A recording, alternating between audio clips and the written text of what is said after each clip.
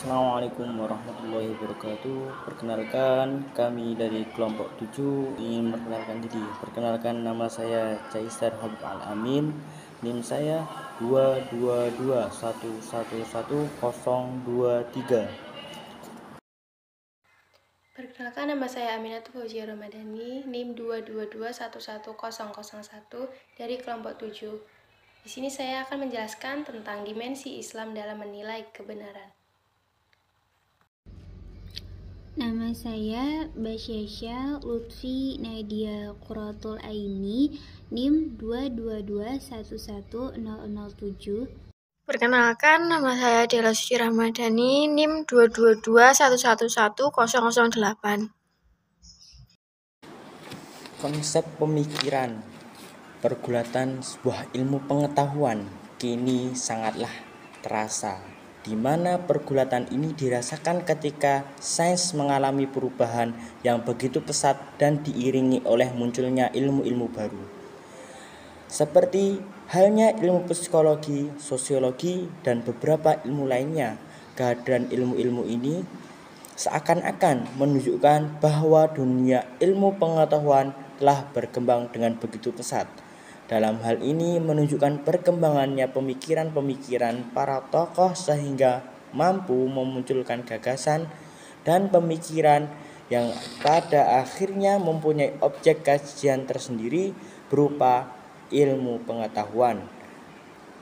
Berbagai sumbangsih yang diilhami oleh para pemikir orang-orang timur ini menunjukkan bahwa harus ada klarifikasi dalam beberapa klaim di atas yang dilontarkan oleh stigma yang berkembang di dunia mengenai peradaban ilmu pengetahuan yang selalu diarahkan ke dunia barat. Konsep teori ilmu pengetahuan dan dimensi Islam. Dalam konsep kebenaran, konsep ilmu pengetahuan dan dimensi Islam dalam melihat kebenaran ini sangat penting, sebab menjadi fondasi dasar bagi kita dalam melihat dan terjadinya islamisasi ilmu pengetahuan. Terdapat dua konsep dalam menjawab pertanyaan ini, yakni dengan menemukan apa konsep dari ilmu pengetahuan dan apa konsep Islam dalam melihat kebenaran. Secara garis besar, ketika melihat perkembangan ilmu pengetahuan ini, seakan-akan menjadikan perkembangan ilmu pengetahuan ini semakin sekuler dari nilai-nilai agama, khususnya agama Islam.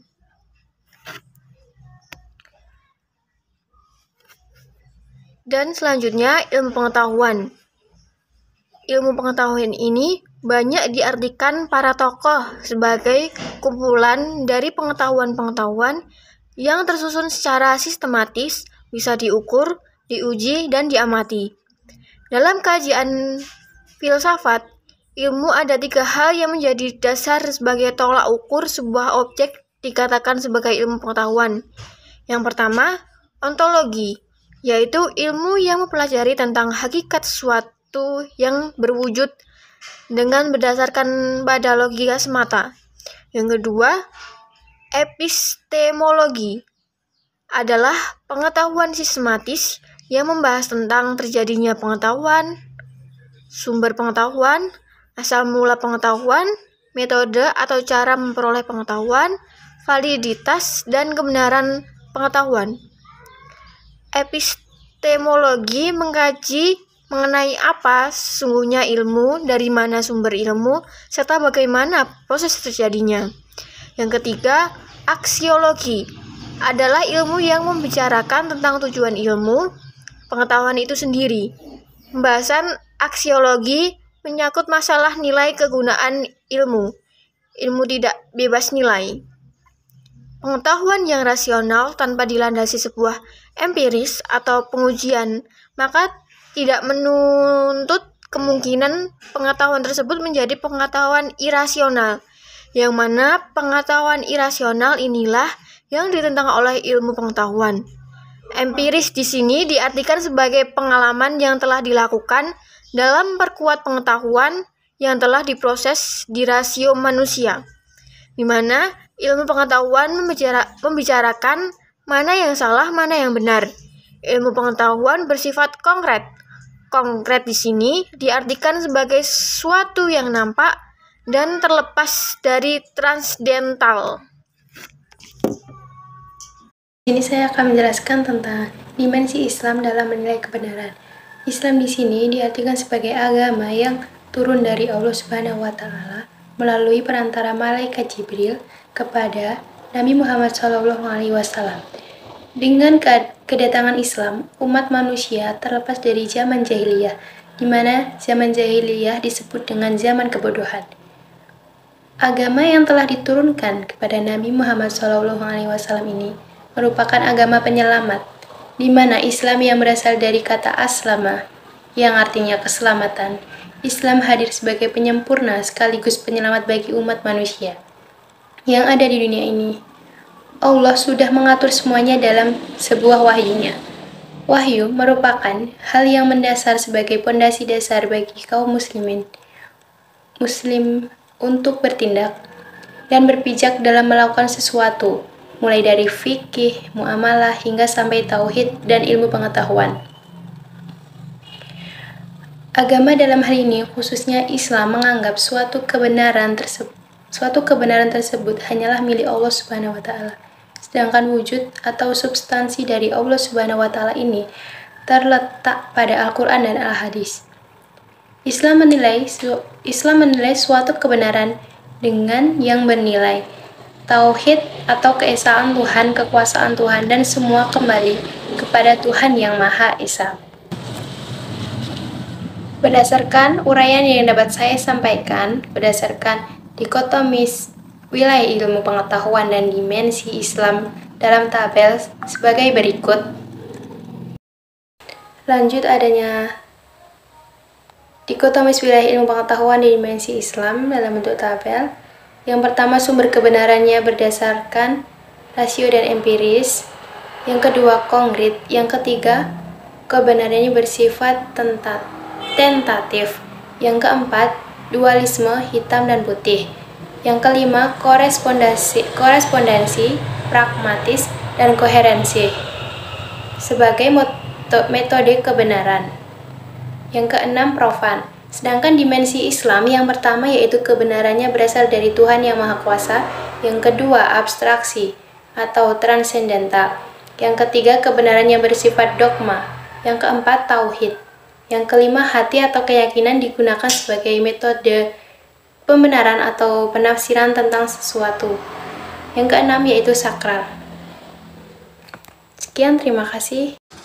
Selanjutnya ialah latar belakang adanya konsep islamisasi. Salah satu alasan mendasar mengenai gagasan tentang islamisasi ilmu pengetahuan dikarenakan tidak adanya landasan tentang pengetahuan yang bersifat netral, sehingga ilmu pun tidak dapat berdiri bebas nilainya. Ilmu sosial sudah tidak lagi bebas nilai, akan tapi sifat syarat nilainya. Pengetahuan dan ilmu yang ada di dunia ini, termasuk dalam dunia Islam, telah diwarisi corak budaya dan peradaban Barat, seakan ilmu pengetahuan bersumber dari otak-otak orang-orang Barat sana. Perenungan filsafat tidak akan menghasilkan suatu keyakinan sebagaimana Islam menilai suatu kebenaran juga melalui keyakinan atas kebenaran tersebut.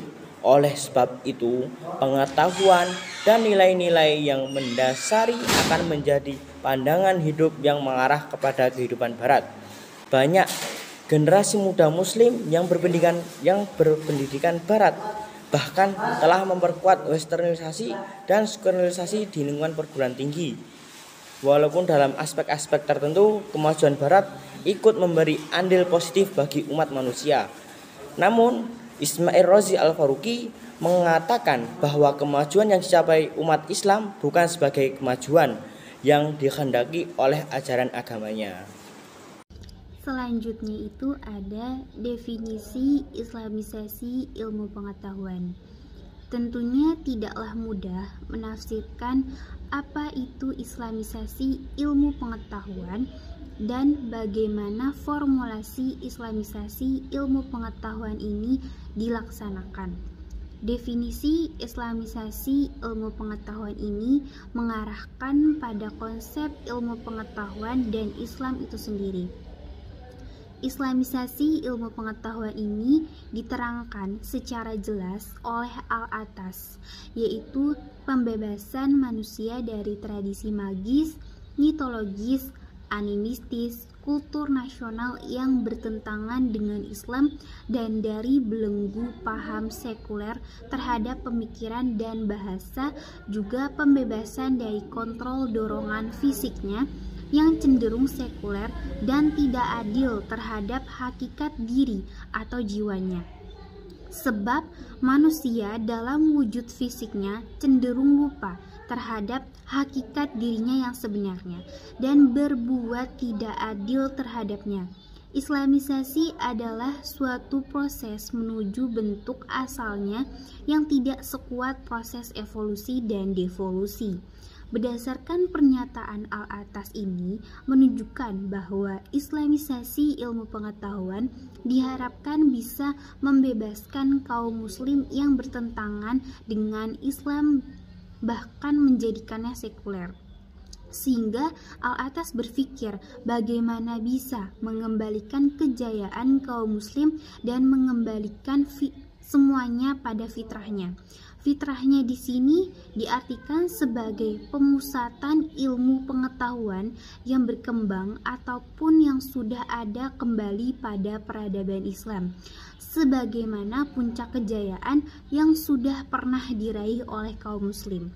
Menurut Al-Faruqi, Islamisasi adalah usaha untuk mendefinisikan kembali, menyusun ulang data, memikirkan kembali argumen dan rasionalisasi yang berkaitan dengan data itu, menilai kembali kesimpulan dan tafsiran, memproyeksikan kembali tujuan-tujuan, dan melakukan semua itu sedemikian rupa sehingga disiplin-disiplin ini memperkaya wawasan Islam dan bermanfaat bagi cita-cita.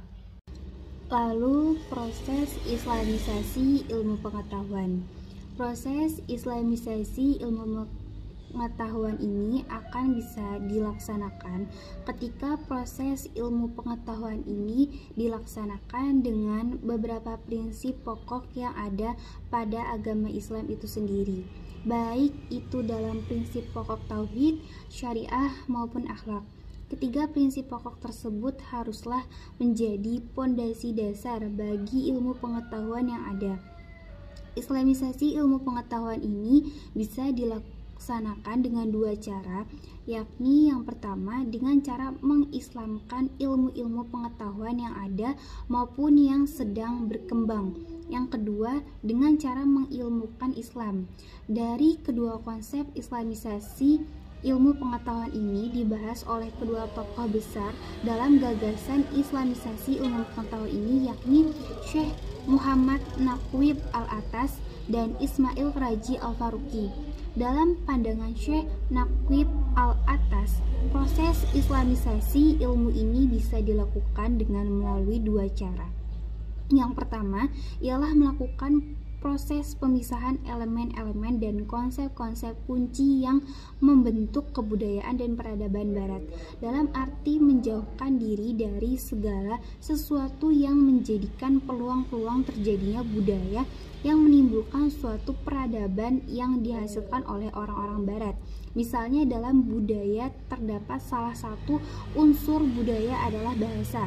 Bahasa di sini memberi peluang terjadinya budaya yang menjadikan peradaban Barat, mulai dari penggunaan bahasa hingga bagaimana memperlakukan bahasa tersebut. Contohnya dalam kajian sosiologi kita kenal dengan tokoh Emile Durkheim dengan beberapa teorinya dalam melihat masyarakat. Di antaranya mengenai konsep solidaritas. Konsep solidaritas ini seakan-akan menjadi gagasan awal yang disampaikan oleh Emile Durkheim. Namun perlu diketahui bahwa konsep solidaritas sudah ada sejak zaman dahulu, tepatnya pada zaman Ibnu Khaldun, di mana Ibnu Khaldun sudah jauh mencetuskan dan menggagas konsep solidaritas yang disebut sebagai asobiyah. ini dalam menjawab persoalan negara. Menurut Al-Attas, inilah yang harus dihilangkan sehingga tidak memunculkan klaim terhadap peradaban Barat. Terima kasih, sekian video dari kami. Wassalamualaikum warahmatullahi wabarakatuh.